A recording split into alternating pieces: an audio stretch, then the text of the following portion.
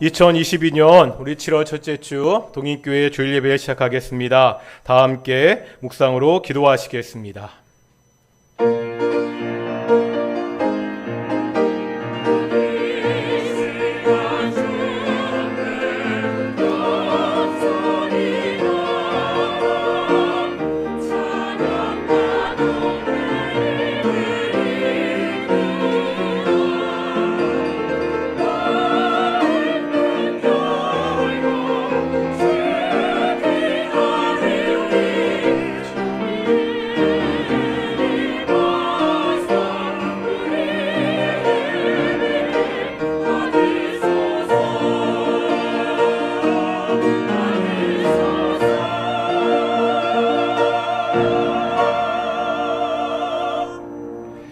사도신경으로 우리의 신앙을 고백하겠습니다. 나는 전능하신 아버지 하나님 천지의 창조주를 믿습니다. 나는 그의 유일하신 아들 우리 주 예수 그리스도를 믿습니다. 그는 성령으로 잉태되어 동정녀 마리에게서 나시고 본디오 빌라도에게 고난을 받아 십자가에 못 박혀 죽으시고 장사된 지 사흘 만에 죽은 자 가운데서 다시 살아나셨으며 하늘에 오르시어 전능하신 아버지 하나님 우편에 앉아 계시다가 거기로부터 살아있는 자와 죽은 자를 심판하러 오십니다. 나는 성령을 믿으며 거룩한 공교회와 성도의 교제와 죄를 용서받는 것과 몸의 부활과 영생을 믿습니다. 아멘. 찬송가 9장 함께 찬양하시겠습니다. 찬송가 9장입니다.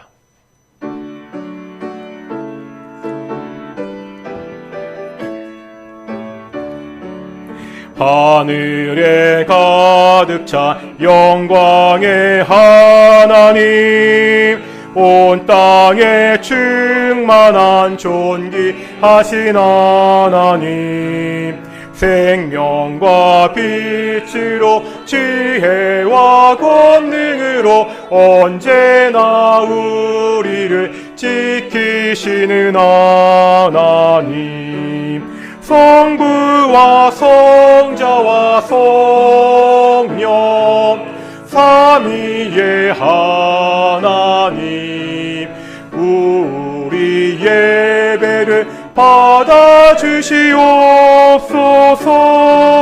사랑이 넘치는 자비하신 하나님, 은혜가 풍성한 구원의 하나님, 자매의 심령에 평안을 주시옵고 죄악과 허물을 용서하여 주소서.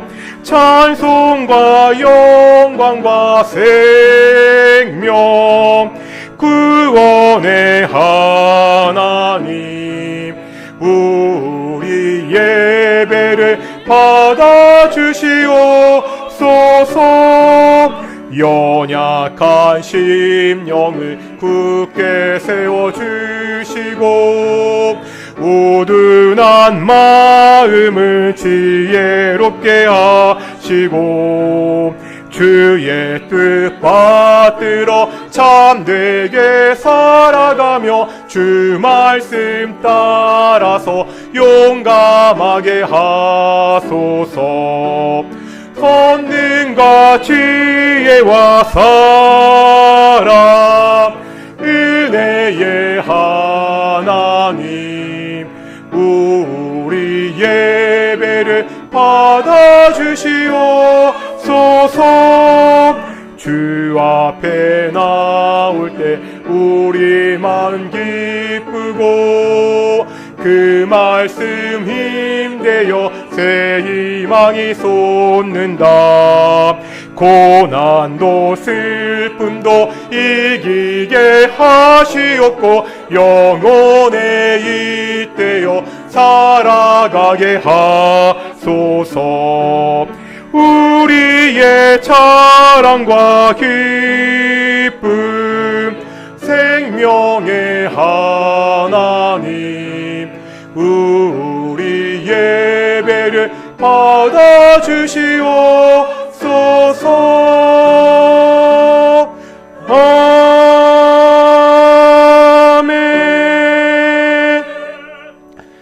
성취 교독하겠습니다. 13번 시편 23편 함께 교독하시겠습니다. 여호와는 나의 목자시니 그가 나를 푸른 풀밭에 누이시며 내 영혼을 소생시키시고 내가 사망의 음침한 골짜기로 다닐지라도 해를 두려워하지 않을 것은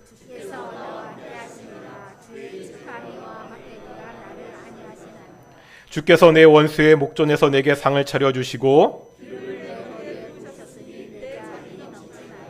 내 평생의 선하심과 인자하심이 반드시 나를 따르리니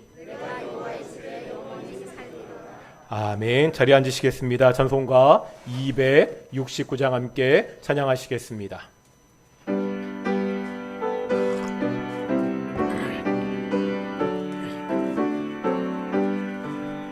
그 참혹한 십자가에 주다여 흘린 피 샘물같이 늘러서 죄 씻어주시네.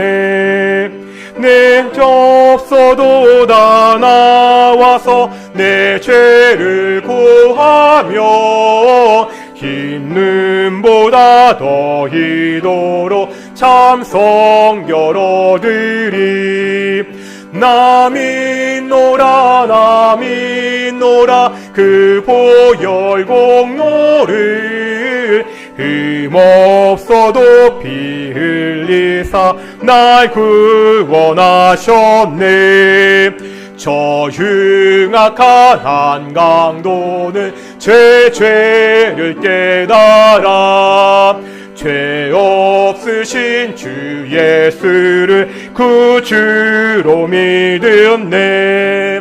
내 지은 죄 흉악하나 주 예수 믿으면 용서받은 강도같이 곧 구원 얻으리.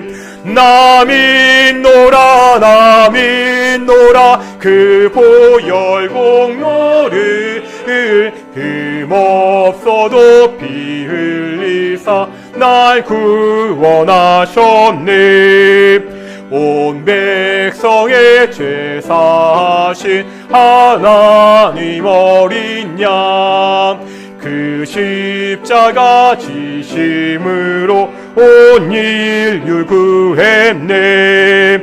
저 영원한 새 나라에 다 같이 모여서 금고 문고 한 곡조로 새 노래 부르리. 남인노라 그 보혈 공로를 흠없어도 피 흘리사 날 구원하셨네. 기도하겠습니다. 거룩하고 존귀하신 아버지 하나님 감사드립니다. 오늘도 우리가 가장 영광의, 가장 만왕의, 가장 거룩하신 하나님 앞에 모였습니다. 아버지 하나님, 우리 예배를 받아주십시오. 오직 성부, 성자, 성령 하나님이 기뻐 받으시는 예배가 되기를 소망합니다.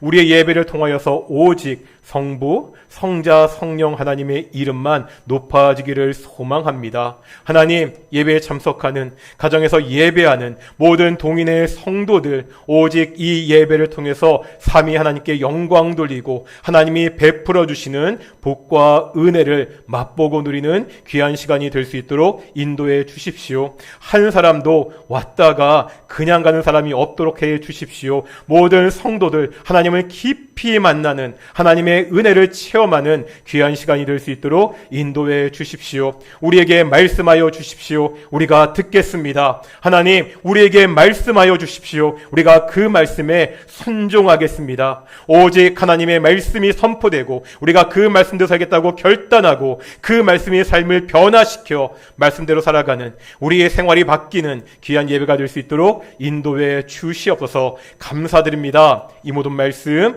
예수님의 이름으로 기도드렸습니다. 아멘.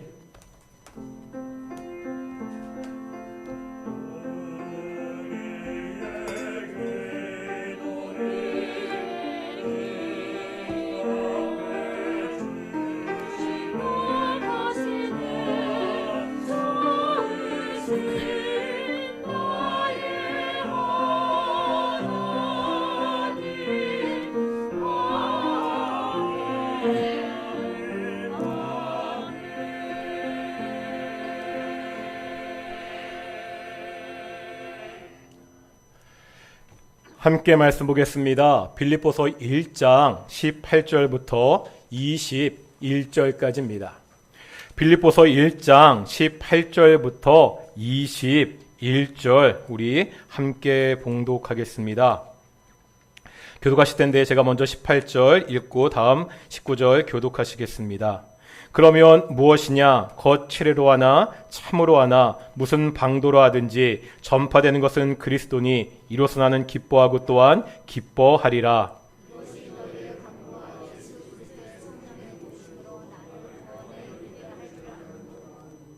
나의 간절한 기대와 소망을 따라 아무 일에든지 부끄러워하지 아니하고 지금도 전과 같이 온전히 담대하여 살든지 죽든지 내 몸에서 그리스도가 존귀하게 되게 하려 하나니. 아멘. 이 시간 관리 찬양대 찬양 하나님께 영광 돌리시겠습니다.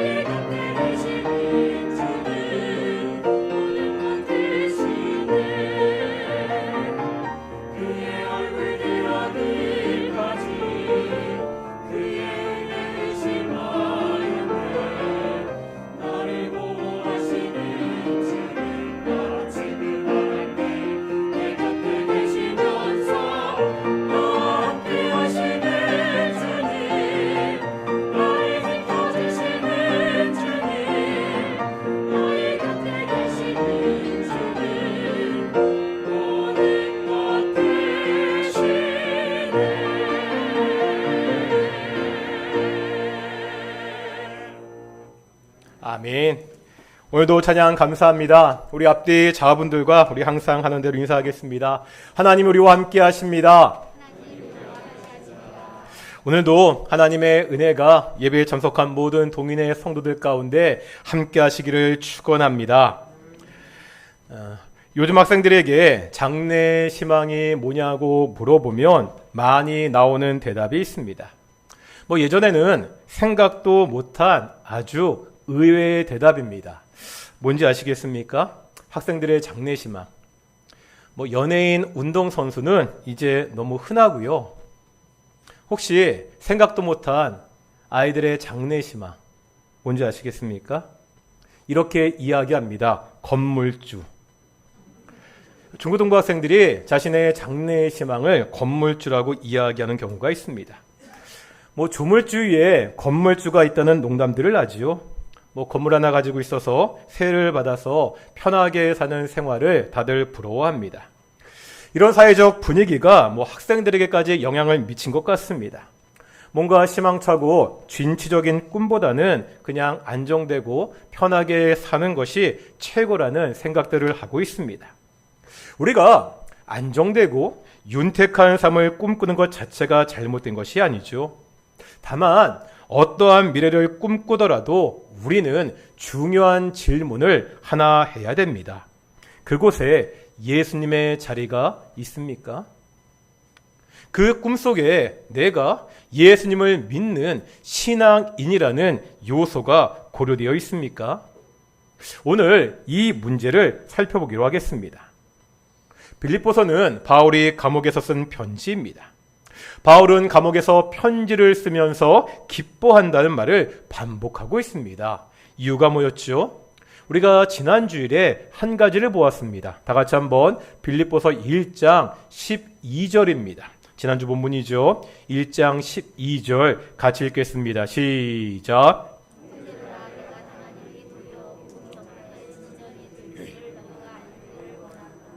아멘.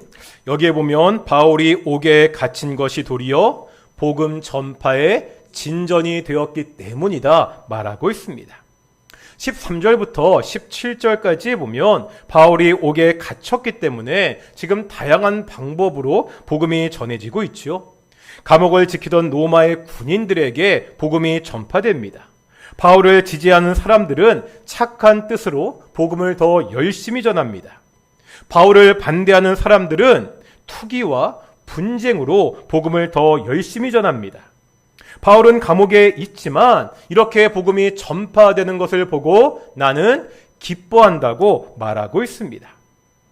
바울이 이렇게 판단할 수 있는 근거가 뭐였죠? 자신의 사명이었습니다. 바울은 자신의 사명이 이방인의 사도라는 것을 잘 알고 있었습니다. 내가 이방인의 사도로서 이방인들에게 복음을 전하는 것이 하나님이 자신에게 주신 사명이라는 것을 바울은 알고 있었습니다. 지금 이 사명이요, 자신의 현재 생활을 판단하는 기준이 되고 있습니다. 상황 자체가 중요한 것이 아닙니다. 그 상황이 내 사명에 어떠한 영향을 미치고 있느냐, 이것이 중요합니다. 현재의 상황을 살펴보니까 옥에 갇힌 것이 도리어 복음 전파에 도움이 되고 있습니다. 그러기에 나는 기뻐한다고 고백하고 있죠. 오늘도 우리는요, 바울의 기쁨을 볼 것입니다. 18절입니다. 18절 하반절에 보면 이렇게 나와 있죠. 내가 기뻐하고 또한 기뻐하리라. 기뻐하고 기뻐한다 반복되고 있습니다. 그런데 여기서 시제를 보면 이렇게 되어 있습니다. 영어 성경은 이렇게 되어 있는데요. So I rejoice and I will continue to rejoice. 나는 기뻐한다. 그리고 앞으로도 계속 기뻐할 것이다. 앞에 기뻐한다는 것은 현재의 시제가 쓰였습니다. 뒤에 기뻐한다에는 미래의 시제가 써 있습니다. 현재 내가 기뻐하는 것은 우리가 지금 보았던 앞에 있던 내용들과 관련이 있습니다. 바울은 현재 기뻐하고 있죠. 이유가 뭐라고요? 내가 지금 옥에 갇힌 것이 복음 전파의 진전이 되기 때문에 현재 기뻐하고 있습니다. 미래의 시제로 쓰인 기뻐한다는 바로 오늘 본문과 관련이 있습니다. 나는 지금도 기뻐하지만 앞으로도 계속 기뻐할 것이다. 그 이유가 오늘 본문 19절 이하에 나와 있습니다. 즉 오늘 본문은 바울이 지금도 기쁘지만 앞으로도 기뻐할 수 있는 그 이유를 설명하고 있습니다. 바울이 꿈꾸는 행복한 미래가 무엇인지를 우리에게 보여주고 있습니다. 바울이요, 자신의 미래를 생각하면서 기뻐할 수 있는 이유가 뭐죠? 다 같이 오늘 본문 19절입니다. 19절 읽어보겠습니다. 시작. 이것이 너희의 간구와 예수 그리스도의 심령 성령의 도우심으로 나를 구원에 이르게 할 줄 아는 고로. 바울은 그 이유가 이것이 구원에 이르게 할 줄 알기 때문이다, 이렇게 말하고 있습니다. 여기서 말하는 이것은 지금 내가 감옥에 갇혀있는 상황입니다. 그렇다면 구원은 뭐죠? 쉽게 생각하면 감옥에서 풀려나는 것입니다. 지금의 상황이 잘 풀려서 감옥에서 풀려날 것을 기대합니다. 그래서 바울은 앞으로 기뻐할 수 있습니다. 하지만 정반대의 의미를 생각해 볼 수도 있습니다. 바울이 감옥에서 풀려나지 않는 상황입니다. 한번 2장 17절 보실까요? 2장 17절입니다. 상반절에 보면 뭐라 되어 있죠? 2장 17절 상반절에 보니까 만일 너희의 믿음의 제물과 섬김 위에 내가 나를 전제로 드릴지라도. 여기에 보면 바울이 자신을 뭐로 드린다고요? 전제. 전제가 뭐죠? 구약에서 드렸던 여러 제사 방법 중에 하나입니다. 이 전제는 이렇게 뿌려 드리는 거예요. 주로 포도주를 부어서 드리는 제사입니다. 그런데 바울은요, 무엇을 전제로 드린다고요? 나를. 다시 말하면 나의 피를 부어서 제사 드리겠다는 겁니다. 새 번역은요, 이 구절을 이렇게 번역합니다. 그리고 여러분의 믿음의 제사와 예배에 나의 피를 붓는 일이 있을지라도. 바울은 지금 빌립보 교회를 위해서, 그들의 신앙을 위해서 자신이 죽는 상황도 고려하고 있습니다. 바울은 자신에게 일어날 이 두 가지 가능성에 대해서 다 열어놓고 있다는 거죠. 정리하자면 바울은 지금도 기쁘지만 앞으로도 계속 기뻐할 것입니다. 어떠한 미래라도 상관이 없습니다. 자신의 옥중 생활이 죽음으로 끝날 수도 있습니다.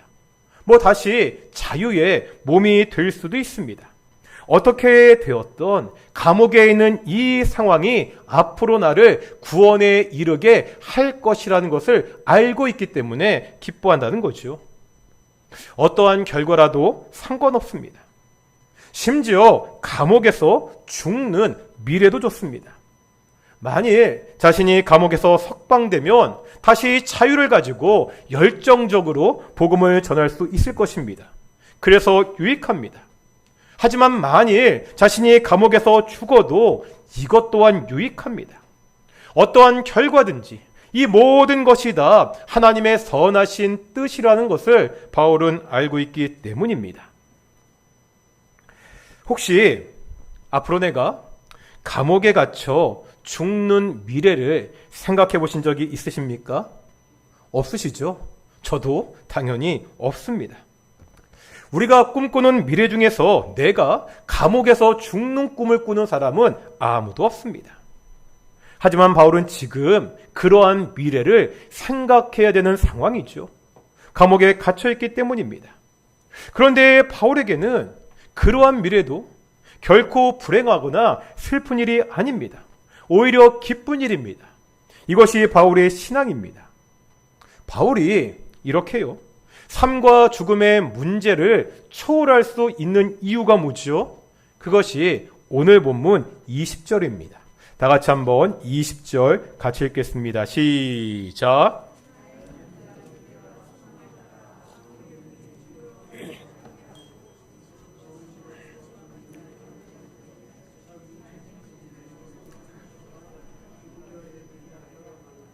아멘. 지금 바울에게 중요한 게 뭐죠? 내가 사는 것, 내가 죽는 것, 이건 중요하지 않습니다. 뭐가 중요하다고요? 예수 그리스도가 자신의 몸에서 존귀하게 되는 것, 이것이 중요합니다. 나의 삶과 나의 죽음보다 하나님의 영광, 그리스도의 영광이 바울에게는 더 중요합니다. 하나님의 영광을 위해 사는 것, 이것이 바울의 인생의 목적이었습니다. 이 인생의 목적이 현재의 삶을 판단하는 기준이 되었습니다. 미래의 행복을 판단하는 기준이 되고 있습니다.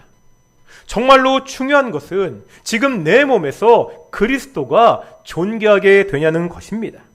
나의 삶이 하나님께 영광을 돌리는 삶이냐, 이것이 중요합니다. 사는 것으로 하나님께 영광을 돌릴 수 있습니다.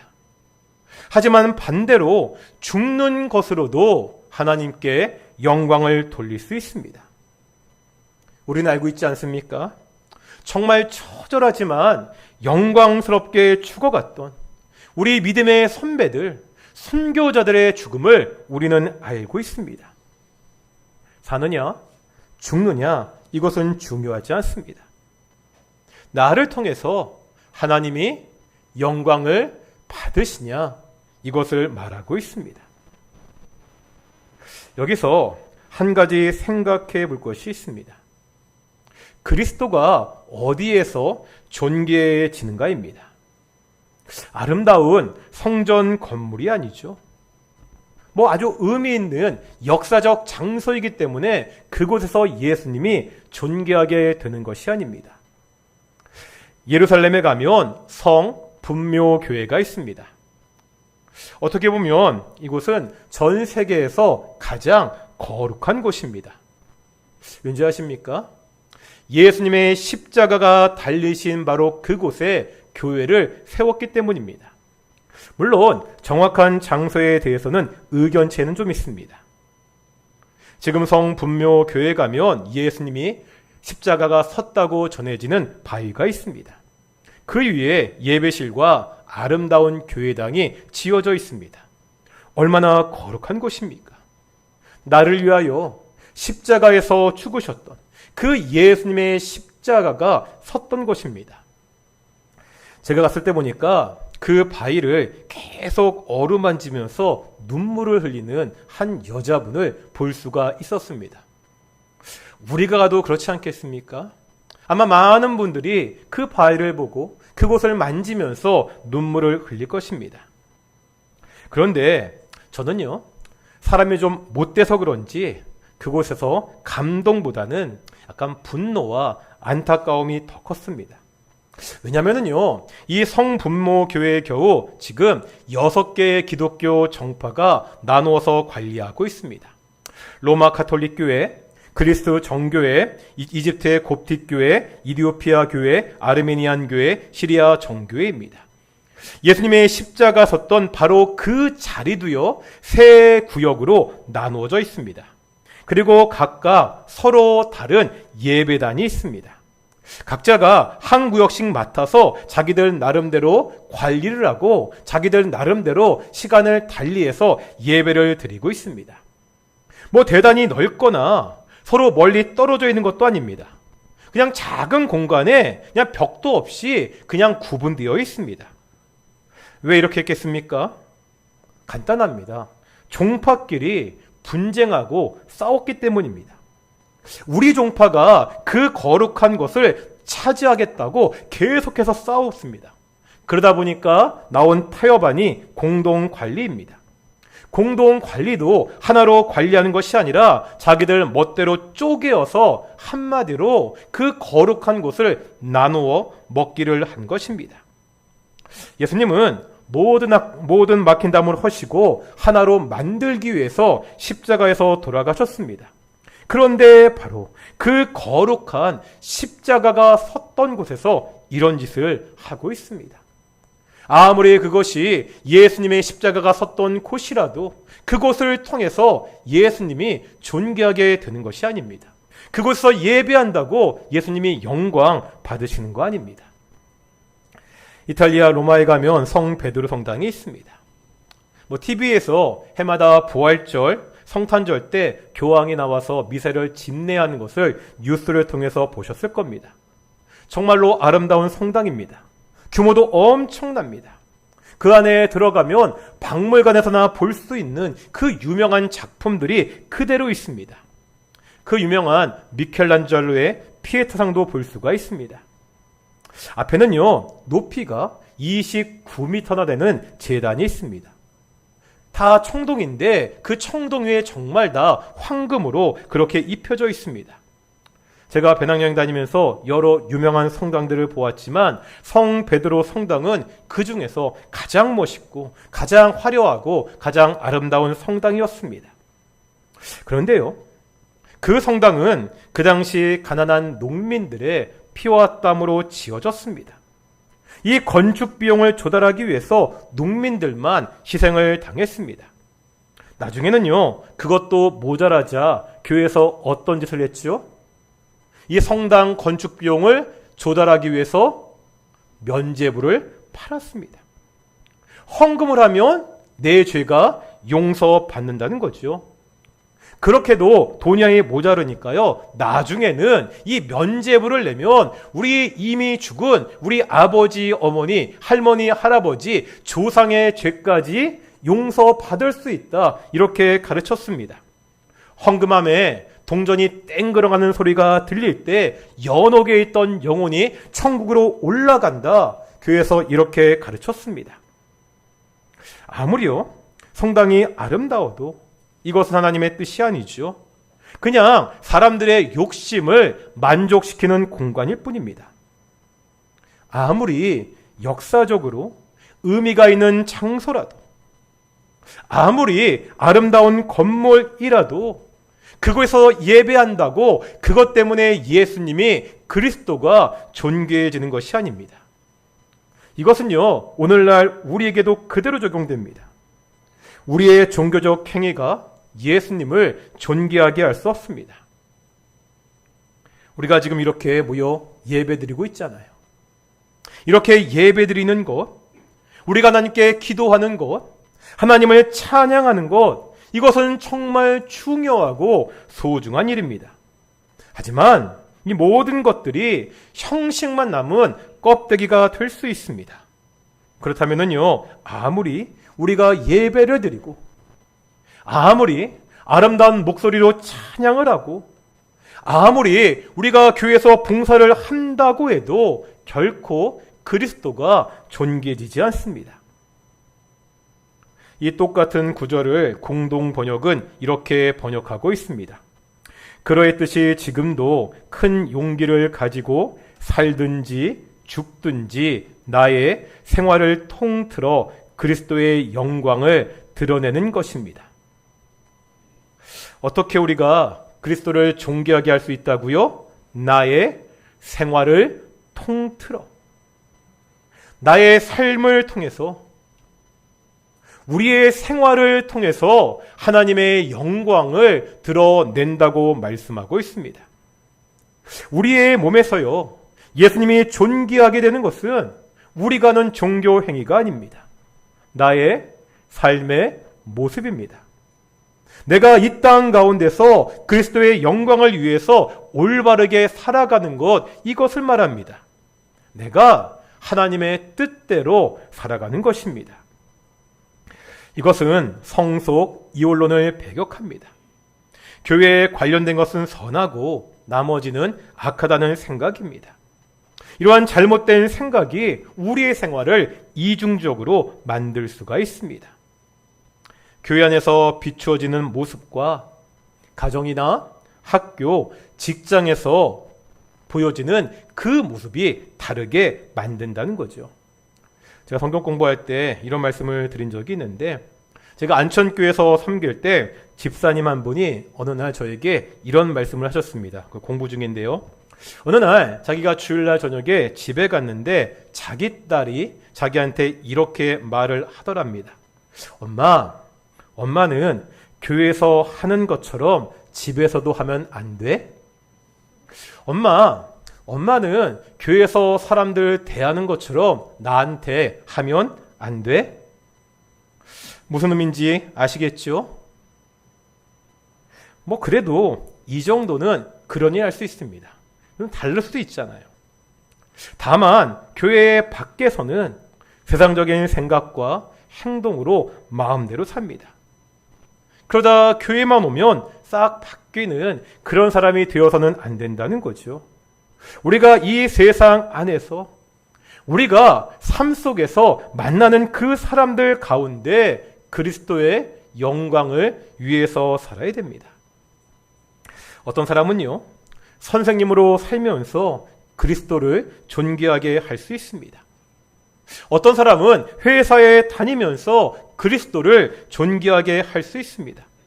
어떤 사람은 사업을 하면서 그리스도를 존귀하게 할 수 있습니다. 어떤 사람들은 학교에서 공부하면서 그리스도를 존귀하게 할 수 있습니다. 어떤 사람들은 가정에서 주부로 자신의 집을 섬기면서 그리스도를 존귀하게 할 수 있습니다. 어떤 사람들은 자녀를 잘 키우면서 그리스도를 존귀하게 할 수 있습니다. 어떤 사람은요, 저처럼 목회를 하면서 그리스도를 존귀하게 할 수 있습니다. 그 방법이야 어떻든 우리의 궁극적인 삶의 목표는 바로 나를 통해서 그리스도가 존귀하게 되는 것입니다. 지금 내 삶이 그리스도를 존귀하게 하고 있는지 생각해 봐야 됩니다. 내가 지금 살아가는 모습이 예수님을 존귀하게 하고 있습니까? 오히려 나 때문에 내 주변의 사람들에게, 내 이웃들이, 내 동료들이 예수님을 욕하고 있지는 않습니까? 한번 우리가 이렇게 인사해 보겠습니다. 서로 얼굴 보시며 예수님이 존귀하도록 삽시다. 예수님을 존귀하게 사는 귀한 동인의 성도들이 되기를 축원합니다. 제가 처음에 이런 질문 드렸죠. 우리가 어떠한 행복한 미래를 꿈꾸든지 그 꿈의 중심에 예수님의 자리가 있는지 물었습니다. 바울은요, 미래를 생각하며 기뻐했습니다. 높은 지위가 기다리기 때문이 아닙니다. 행복한 가정이 기다려서도 아닙니다. 지금 많은 돈이 바울을 기다리고 있지도 않습니다. 바울은요, 자신을 통해서 예수님이 존귀하게 될 것을 기대하며 기뻐하고 있습니다. 나를 통해서 그리스도가 존귀하게 된다면 내가 살든지 혹은 감옥에서 죽든지 다 유익합니다. 바울이 꿈꾸는 미래에는 예수님이 그 중심에 있었습니다. 우리도 마찬가지입니다. 우리가 어떠한 꿈을 꾸던 그 꿈의 중심 자리에 예수님이 있어야 됩니다. 우리가 우리의 자녀들에게 어떠한 기대를 가지고 있던 그 자녀의 미래의 중심에는 예수님이 있어야 됩니다. 그것이 행복한 삶이라는 거죠. 내 꿈이 아니라 하나님의 꿈을 꿔야 됩니다. 우리의 행복한 미래가 하나님의 꿈에 달려있기 때문입니다. 물론요, 이렇게 사는 것, 이러한 꿈을 꾸고 사는 것이 쉽지 않습니다. 우리가 악하잖아요. 어느새 하나님보다는 나의 상황에, 나의 행복에 우리의 시선을 고정하기가 쉽습니다. 그래서 바울은 19절에서 이렇게 말하고 있죠. 19절에 보면 너희의 간구와 예수 그리스도의 성령의 도우심으로 두 가지를 말하고 있습니다. 첫 번째는 뭐라고요? 너희의 간구. 두 번째는 성령의 도우심. 혼자 할 수 없다는 거예요. 너희의 간구, 공동체가 함께하는 기도가 필요합니다. 바로 그렇게 기도하는 곳에 성령께서 역사하십니다. 바울도요, 혼자서는 자기가 그런 삶을 사는 것이 불가능했습니다. 하지만 바울에게는 바울을 위해서 기도하는 사람들이 있었습니다. 바울도 그들을 위해 기도했고요. 바울의 공동체도 바울을 위해 기도하면서 함께 동역했습니다. 그러한 기도의 공동체 속에 하나님의 성령이 임하십니다. 그럴 때 바울은 자신의 구원을 이루어 나아갈 수 있다고 그렇게 고백하고 있습니다. 우리 동인교회도 같습니다. 우리가 어떻게 이 악한 세상에서 하나님의 꿈을 꾸며 살 수 있습니까? 성도가 성도를 향한 그 기도가 끊이지 않을 때 우리가 그렇게 살아갈 수 있습니다. 그러한 공동체가 건강한 공동체입니다. 내 옆에 있는 지체를 위해서 기도하는 사람이 정말로 공동체를 사랑하는 사람입니다. 우리가 기도해야 됩니다. 성도들이 그들의 삶 속에서 예수님 중심으로 살 수 있도록 우리가 서로를 위해서 기도해야 됩니다. 우리가 기도할 때, 공동체가 함께 기도할 때 바로 그 위에 성령께서 역사하신다고 성경은 가르치고 있습니다. 말씀을 정리하겠습니다. 바울은 행복한 미래를 꿈꿨습니다. 바울이 꿈꾸는 행복한 미래는 보통의 사람과 달랐지요. 그에게 행복한 미래의 조건은 다른 것이 아니라 그리스도가 존귀하게 되는 것입니다. 그것이 자신을 구원의 길로 이끈다는 것을 알았습니다. 그렇다면 자신의 미래의 상황은 중요하지 않습니다. 내가 비록 감옥에서 죽음을 맞이하더라도 그것을 통해서 그리스도가 존귀해진다면 나에게 유익하다고, 그것이 나의 기쁨이라고 그렇게 고백하고 있습니다. 오늘 우리가 바울과 같은 미래를 꿈꾸기를 소망합니다. 어떤 꿈이죠? 바로 나를 통해서 그리스도가 존귀해지는 꿈을 꾸기를 소망합니다. 우리 자녀들을 통해서 예수님이 영광 받으시는 그 꿈을 함께 꾸는 동인교회가 되기를 축원합니다. 우리 함께 나 주님의 기쁨 되기 원하니 찬양하시겠습니다.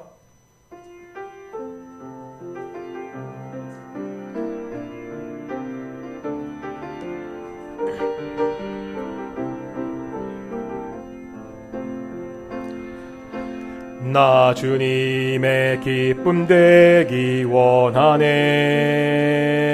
내 마음을 새롭게 하소서. 새 부대가 되게 하여 주사 주님의 빛 비추게 하소서. 내가 원하는 한 가지 주님의 기쁨이 되는 것. 내가 원하는 한 가지 주님의 기쁨이, 나 주님의 기쁨 되기 원하네. 나 주님의 기쁨 되기 원하네. 내 마음을 새롭게 하소서. 새 부대가 되게 하여 주사 주님의 빛 비추. 나 주님의 기쁨 되기 원하네. 나 주님의 기쁨 되기 원하네. 네. 새롭게 하소서. 새 부대가 되게 하여 주사 주님의 빛 비추게 하소서. 내가 원하는 한 가지 주님의 기쁨이 되는 것. 내가 원하는 한 가지 주님의 기쁨. 내가 원하는 한 가지, 내가 원하는 한 가지 주님의 기쁨이 되는 것. 내가 원하는 한 가지 주님의, 내가 원하는 한 가지, 함께 찬양하겠습니다. 내가 원하는 한 가지 주님의 기쁨이 되는 것. 내가 원하는 한 가지 주님, 마지막으로 찬양하겠습니다. 내가 원하는 한 가지, 내가 원하는 한 가지 주님의 기쁨이 되는 것. 내가 원하는 한 가지 주님의 기쁨이 되는 것. 함께 기도하겠습니다. 어떠신가요? 지금 내가 살아가는 삶의 모양은, 내 생활은 그리스도를 존귀하게 하고 있습니까? 내가 꿈꾸는 그 미래에는 그리스도가 존귀하게 되는 것, 이것이 포함되어 있습니까? 우리가 자녀들의 미래를 꿈꾸며 기대하는데 정말 우리의 자녀들이 예수님을 존귀하게 되는 그러한 삶을 꿈꾸며 기대하고 있습니까? 기도하시겠습니다. 하나님, 내가 주님의 기쁨 되기 원합니다. 하나님, 나를 통하여 그리스도가 존귀하게 되기를 소망합니다. 지금뿐만 아니라 앞으로도 어떠한 상황이라도 나를 통해 예수님이 존귀하게 되도록, 우리의 자녀들을 통해서 예수님이 존귀하게 되도록 우리 함께 기도하시겠습니다. 거룩하고 존귀하신 아버지 하나님, 오늘도 하나님의 말씀을 통해 우리를 돌아보게 하심을 정말로 감사드립니다. 아버지 하나님, 지금 나를 통하여서 그리스도가 존귀해지고 있습니까? 지금 나의 삶이 예수님께 영광 돌리는 삶입니까? 내가 목사지만 때때로 그렇지 못하는 것을 알고 있습니다. 내가 정말 최선을 다해서 하나님의 영광을 위해 살지 못한다는 것을 잘 알고 있습니다. 하나님, 내가 매일 나의 삶을 통해서 최선을 다하게 살아가는데 하나님께 영광 돌리는 삶을 살 수 있도록 인도해 주십시오. 내가 언제 하나님을 생각하면서 하나님의 뜻대로 살 수 있도록 인도하여 주시옵소서. 미래를 꿈꾸더라도 하나님의 영광을 위한 삶을 꿈꾸게 해주십시오. 우리 동인의 성도들, 그의 삶을 통해서 그 미래를 하나님께 드리는, 하나님의 영광을 위해 사는 그러한 꿈을 꿈꾸는 귀한 교회가 되기를 소망합니다. 우리 동인교회 자녀들을 꿈꿀 때, 그들을 기대할 때 정말 미래를 꿈꾸는 그러한 가정 될 수 있도록, 우리의 자녀를 될 수 있도록 인도하시고 주께서 축복하여 주시옵소서. 거룩하고 존귀하신 아버지 하나님, 감사드립니다. 오늘도 말씀을 통하여 우리의 모습을 돌아보게 하심을 감사드립니다. 하나님, 나의 매일매일 일상의 삶을 통하여 그리스도가 존귀해지기를 소망합니다. 내 주변의 사람들이 나를 보면서 하나님께 영광 돌리기를 소망합니다. 우리가 미래의 꿈을 꿀지라도 그 꿈 가운데 예수님이 중심에 있기를 소망합니다. 우리가 자녀들을 위해서 기도하며 기대하는데 우리 자녀들의 그 미래 삶의 중심에 예수님이 있기를 소망합니다. 오직 예수님의 기쁨이 되며 오직 예수님을 기쁨 삼아 살아가는 귀한 동인의 성도들이 될 수 있도록 인도해 주시옵소서. 감사드립니다. 이 모든 말씀 예수님의 이름으로 기도드렸습니다. 아멘. 찬송가 213장 하시면서 우리 헌금 봉헌하시겠습니다. 우리 1절과 5절 함께 찬양하시겠습니다.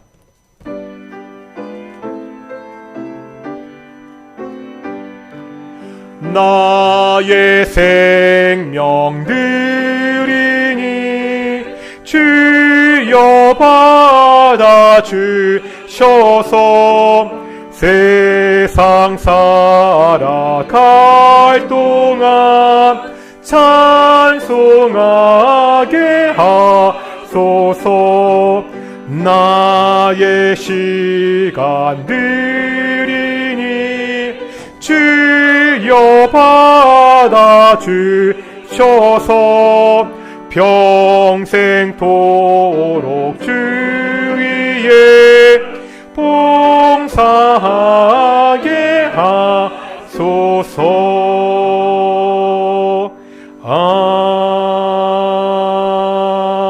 아멘. 기도하겠습니다.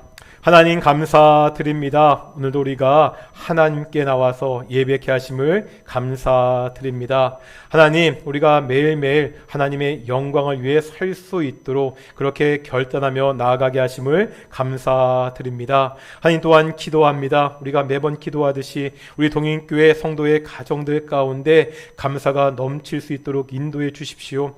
비록 힘들고 어려운 일이 있을지라도 주를 붙잡고 주께 기도하는 가정이 되기를 소망합니다. 주께서 주시는 그 은혜와 복을 받고 하나님께 감사하는 귀한 가정이 될 수 있도록 인도해 주시옵소서.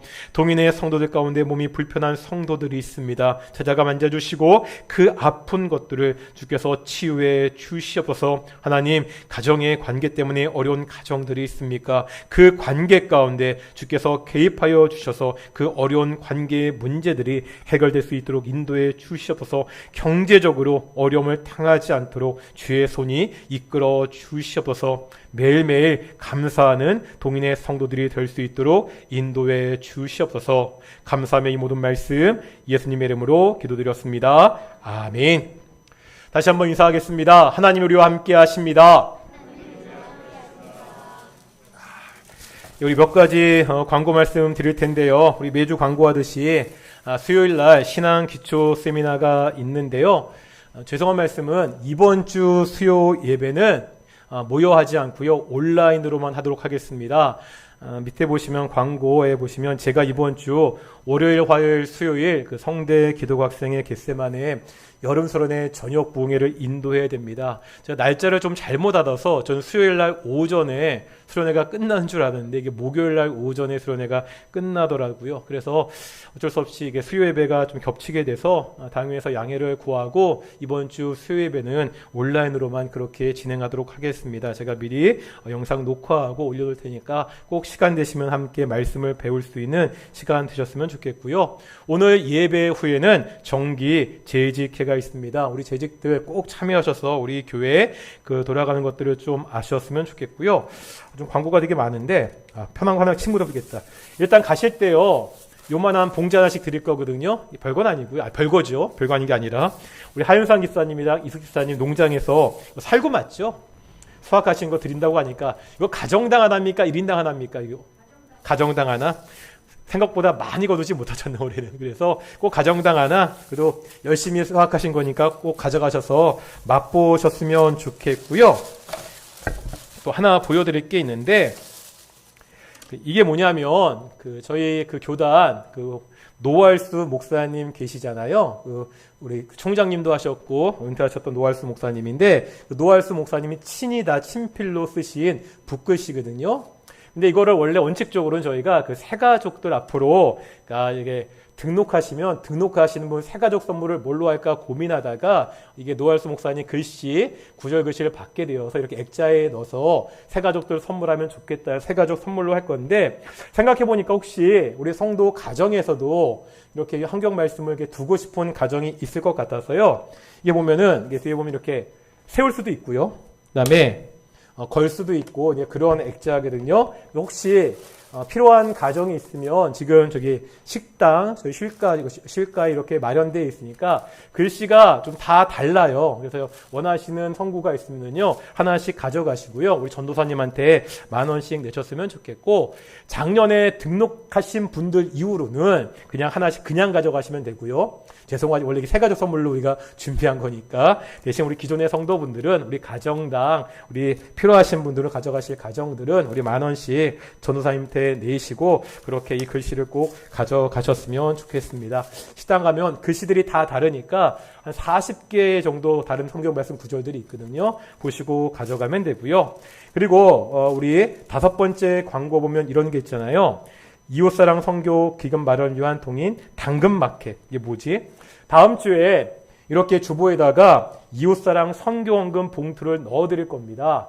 우리가 여름마다 이렇게 냉커피, 그 다음에 시원한 생수, 겨울에도 이렇게 전도를 하는데, 물론 그동안 여러 성도님들이 개인적으로 많이 후원해 주셔서 그렇게 잘 운영될 수 있었습니다. 올 여름에도 덥잖아요. 이제 조만간 우리 교회 앞에다가 냉장고를 놓고서 지나가는 이웃 주민들한테 차가운 냉커피랑 시원한 냉수를, 이렇게 생수를 드릴 건데, 그러니까 조금이라도 좀 동인교회 성도들, 그러니까 큰 액수가 아니라 조금에 다 같이 참여하자는 의미로 함께 선교헌금을 드렸으면 좋겠고, 그런데 그냥 선교헌금만 드리는 것이 아니라 기왕에 하는 거 좀 작은 바저회 같은 건데 커다랗게 막 이웃들 불러서 그렇게 바자회 하는 것이 아니라 그냥 우리 동인교회 성도들끼리 집에 가면 그냥 지른다 그러잖아요. 지름신이 임해서 질러놓고 안 쓰는 물건들 있으시잖아요.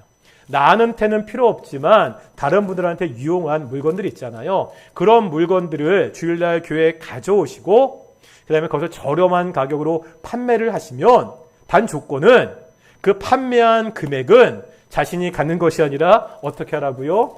이 헌금 봉투에 넣으셔서 이렇게 헌금해서 두 가지 의미가 있습니다. 우리가 선교 헌금을 마련하는 의미도 있고 요즘 제로 운동, 그 다음에 무슨 그 자원 재활용 그런 얘기들이 굉장히 많잖아요. 집에 있는 것들 그냥 버리지 마시고 섞여두지 마시고 서로 좀 상부상조하고 나누자는 것도 있으니까요.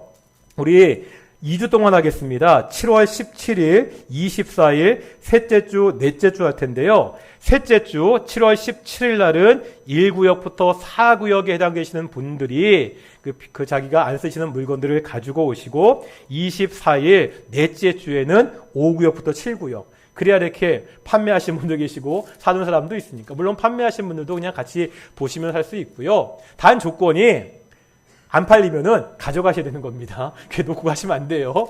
그리고 절대 비싸게 가격 책정하지 마시고요. 가장 저렴하게. 자기가 하는 것도 아니고 우리 성경 언급하는 거니까 그냥 저렴하게 해서 우리 그냥 성도들끼리 서로 그냥 물건을 좀 버리지 말고 나누자는 의미가 있으니까. 그래서 이게 좀 옷 같은 거는 정말 새 옷이나 정말 딱 누구한테 필요한 옷이 아니면은 사실 쉽지 않습니다. 옷 같은 거는 이 옷은 정말 누구한테 좋겠다고 생각하시면 그분을 지정하시고 강매를 하시면 제가 받겠습니다. 그렇지 않은 경우 막 옷을 갖고 오면은 너무 처치하기가 힘들거든요. 옷도 좋고 다 좋은데 가방도 좋고 주방용품 아무거나 좋습니다. 새 것 내지 새 것에 준하는 것. 그런 물건을 가지고 오셔가지고 가정당 좀 많이 가졌으면 좋겠어요. 이왕 하는 거 썰렁하면 안 되잖아요. 그래도 잘 뒤져보시고 저 방구석에 있는데 정말 유용한데 나만 안 쓰는 것 그런 거 가져오시면 최대한 저렴하게 좀 가격을 책정하시고 저희가 그날 이렇게 포스트잇이랑 이렇게 펜을 올 테니까 거기다가 붙여놓으시면 되니까 그렇게 준비할 테니까 우리 셋째 주, 넷째 주 그렇게 해가지고 당근마켓, 동인 당근마켓 다른 것이 아니라 모든 판매 이익은 선교 헌금으로 낼 수 있도록 그렇게 해서 우리가 조금 더 이웃들에게 좀 더 교회가 할 수 있는 데를 확대하려고 하니까요. 좀 그렇게 해주셨으면 좋겠습니다. 6번째 중요한 광고인데 우리가 그동안 주일학교 예배를 그냥 본당에서 10시에 드렸습니다. 사실 코로나19로 모이지 못하고 온라인 예배를 함께 해야 되기 때문에 어쩔 수 없이 본당에서 드렸는데 그러다 보니 여러 가지로 참 불편하고 어려운 점이 많았습니다. 여전히 힘든 점이 있지만 다음 주부터는 우리 주일학교 예배도 정상화시키기로 했습니다. 원래 우리가 정말 많은 예산을 투입해서 예쁘게 이렇게 주일학교 예배당을 만들어놨는데 사용하지 못했거든요. 우리 본당 지하 우리 아동부 예배실에서 다음 주일부터는요 주일학교 예배를 드릴 것이고요. 그래서 지난주에 또 대형 TV도 아이들 예배할 수 있도록 다 준비해놨으니까요. 우리 성도님들 우리 특별히 주일학교 정말 아이들이 은혜 가운데 말씀으로 잘 성장할 수 있도록 많이 기도해 주셨으면 좋겠고요. 그리고 지난 주간이랑 이번 주간에 걸쳐서 교회 음향 공사를 했습니다. 사실 저희가 큰 돈을 들여서 전면 교체한 것이 아니라 부분 교체 중이기 때문에 아주 특이한만하게 음향이 좋아지거나 그렇지 않을 텐데요. 아마 영상으로 나중에 다시 확인해 보시면 영상으로 듣는 소리는 훨씬 더 좋아졌을 것을 느낄 수 있을 겁니다. 그리고 조금 아직까지 튜닝하는 작업들이 남아 있어가지고 조금 더 손을 보긴 봐야 되는데 그렇게 해서 지금 사무실도 이제는 음향이 제대로 나올 수 있고 영상도 동시에 좀 제대로 나올 수 있도록 그렇게 계속 공사를 하고 있고 교회가 좀 오래되다 보니까 여기저기 좀 손을 볼 때가 많은데 그런 것들을 공사할 때도 잘 이루어질 수 있도록 좀 기도해 주시고요. 또 앞에 양쪽에 화분 예쁜 게 있는데 이 화분 우리 최미란 집사님이 헌물해 주셔서 예쁘게 또 우리 성도님들이 예배 드릴 수 있도록 하셔서 정말로 감사드립니다. 일주일간도 좀 건강하게 살아가시는 우리 동인의 성도들이 되었으면 좋겠습니다. 다 같이 일어나시겠습니다. 우리 찬송가 53장 함께 찬양하시겠습니다. 53장 함께 찬양하겠습니다.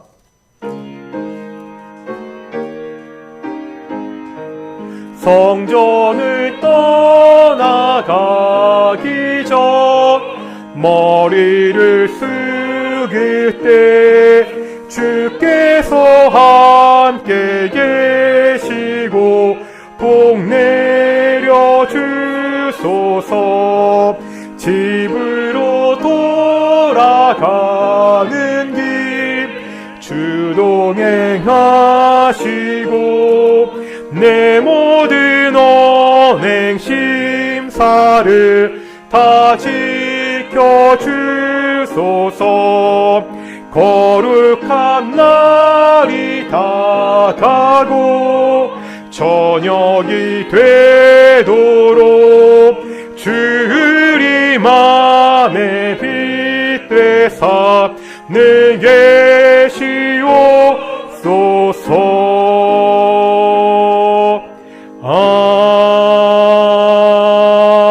아멘. 기도하겠습니다. 이제는 예수 그리스도의 은혜와 아버지 하나님의 사랑하심과 성령의 인도하심이 매일매일 삶을 통해 예수님을 존귀하게 살아가는 교인의 성도들 가운데 영원히 함께 하시기를 축원하옵나이다. 아멘.